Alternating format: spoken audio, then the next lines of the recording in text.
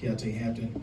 We'll immediately open the floor with questions, so please raise your hand and we'll get your microphone. We'll start here first.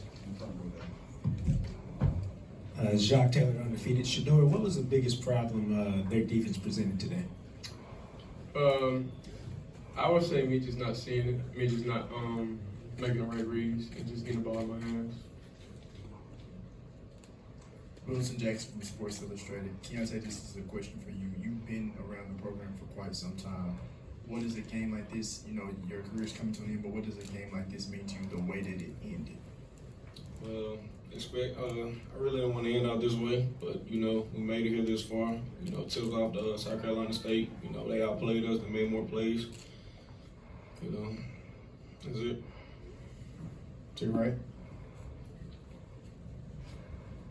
Hey, Shedeur, it's James Hill with BNC Sports.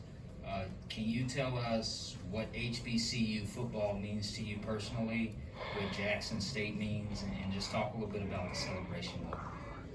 I feel like the Celebration Bowl was a great experience. I feel like throughout the week we had good activities.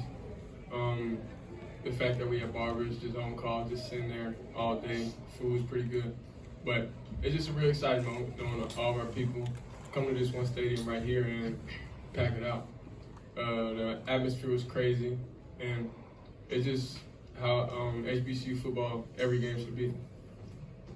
Right to the right. Kari Thompson, the Clarion Ledger. Shedeur and Keonte, can you guys both elaborate on what Coach Prime just said? He said HBCUs are now, not the past. Do you guys agree with that? What do you mean by that, though? Like basically HBCUs are the future. They've been overlooked in the past. Do you guys think that you guys are building something that will help other recruits like yourselves look at HBCUs a little harder? Definitely. I feel like that. You see, the player we just signed. So next signing that you'll be able to see will be more players just like us coming to this HBCU in Jackson State. We just getting started. Coach Prime changed the culture, man. Y'all just stay tuned and be ready for it. In the back. Dr. Cavill's inside the HBC Sports Lab, Kenyatta Cavill. This question is for Shedeur. Many people talk about your maturity and how level you are.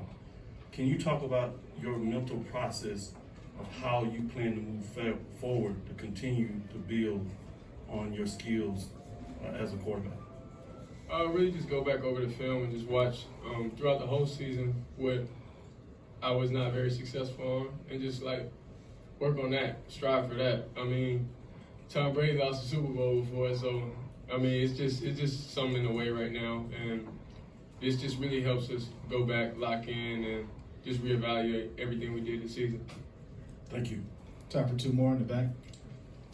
AD Drew, Black College Sports Network. This is for you, Mr. Hampton.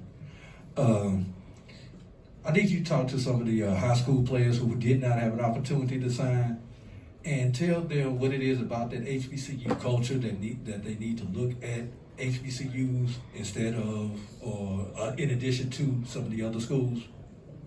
I say HBCU is family. You know, they all care about you, alumni, teachers, everybody. It's a family. We all one. So that was the big thing. You know, before I signed Jack State, everybody was telling me go JUCO route, don't go to HBCU. It won't help you and stuff like that. But I prayed about it and I chose Jack State. So I'm just thankful to be here and I'm glad to be here.